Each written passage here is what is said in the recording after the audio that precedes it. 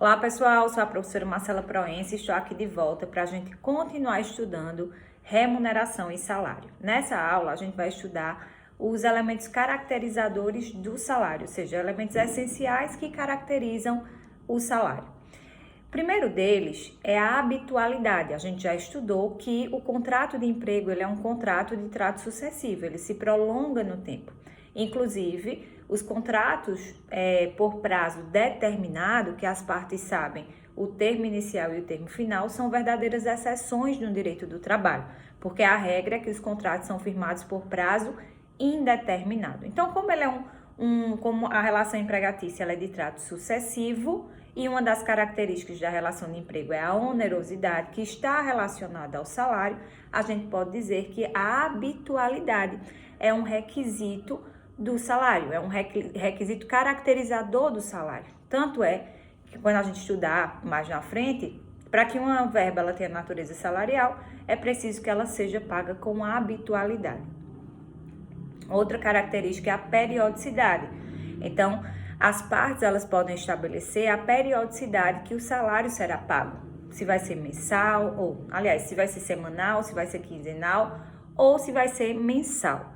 Agora, a periodicidade máxima que se estabelece é a mensal, ou seja, o salário ele não pode ser fixado em um período superior a um mês. Você pode até fixar em um período inferior, mas superior a um mês não pode. É o que diz o artigo 459 da CLT, que diz que o pagamento do salário, qualquer que seja a modalidade do trabalho, não deve ser estipulado por período superior a um mês, salvo no que concerne comissões, percentagens e gratificações. Então, via de regra, o salário não pode ser fixado com a periodicidade superior a um mês, com exceção dessas três parcelas, que é comissão, percentagem ou gratificação. Lembrando que existem empregados que recebem por comissão, que é o que a gente chama de comissionista puro. Então, quando o salário dele é pago só por comissão, também deve ser pago de forma mensal, tá? Aqui, quando ele fala em comissões, percentagens ou gratificações, é quando o empregado ele tem um salário fixo, mais uma parte variável, tá? A gente deve aplicar esse entendimento com essa interpretação. No parágrafo 1º, diz o seguinte: quando o pagamento houver sido estipulado por mês, deverá ser efetuado mais tardar até o 5º dia útil do mês subsequente ao vencido. Então, a gente sabe que o salário ele pode ser pago até o 5º dia útil do mês subsequente, e isso acontece por força desse parágrafo 1º do artigo 459 da CLT.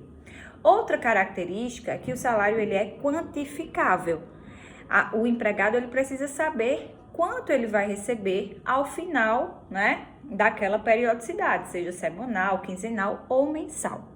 Mas vocês poderiam dizer, Marcela, mas não tem empregado que recebe salário variável? Então, como é que ele vai saber exatamente quanto é que ele vai receber no final do mês? Veja, ele pode até não saber o valor exato que ele vai receber no final do mês, porque não tem como ele prever as vendas do mês. Mas ele precisa ser quantificável no sentido do empregado, ele saber como o seu salário vai ser calculado. Dele saber que para ele vai ser assegurado um patamar salarial mínimo, caso ele receba só o salário de forma variável, ele sabe que se não atingir aquela meta, aquele percentual, para chegar no valor do salário mínimo, seja nacional, seja o piso da categoria que ele pertença, a empresa vai garantir aquele pagamento.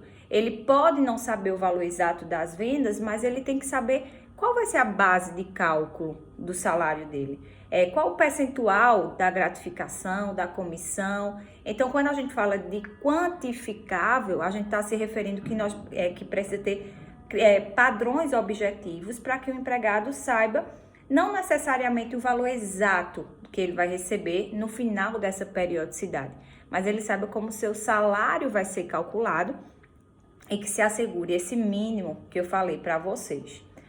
Outra característica é a reciprocidade. Quando nós estudamos os elementos, as características da relação de emprego, nós vimos que ela tem uma característica sinalagmática, porque ela é recíproca em direitos e obrigações. Então, a gente traz essa característica aqui para o salário. Ele tem essa reciprocidade, ou seja, o empregado, ele tem como obrigação principal prestar os serviços e o empregador, ele vai ter como obrigação principal remunerar esses serviços através do pagamento do salário. Outra característica importante do salário é a sua essencialidade. Apesar de haver divergência na doutrina quanto à natureza jurídica do salário, a tese, né, que prevalece é de que ele tem natureza alimentar. E face essa natureza alimentar, ele ganha uma proteção, que é a impenhorabilidade. E para falar da impenhorabilidade, a gente vai lá para o Código de Processo Civil, no artigo 833, inciso 4º, que vai dizer, né, ele vai falar lá do salário, de remuneração, proventos de aposentadoria, outras parcelas, mas que no momento para a gente o que importa é salário e remuneração, tá certo? E diz que é impenhorável, como regra geral, com exceção de pagamento de prestação alimentícia. Então, o salário ele até pode ser penhorado quando for para pagar a prestação alimentícia. Também aquelas pessoas que recebem altos salários, acima de 50 salários mínimos, esses valores que excedem os 50 salários mínimos, eles também, esse valor pode ser penhorado, independentemente se for para pagar prestação alimentícia ou não. Outra característica é que o salário ele é forfetário, ou seja, uma vez executado o trabalho, o salário ele precisa ser pago. Lembrem-se de uma característica da relação empregatícia que é o princípio da alteridade, que a gente estudou que os riscos da atividade pertencem ao empregador e não ao empregado.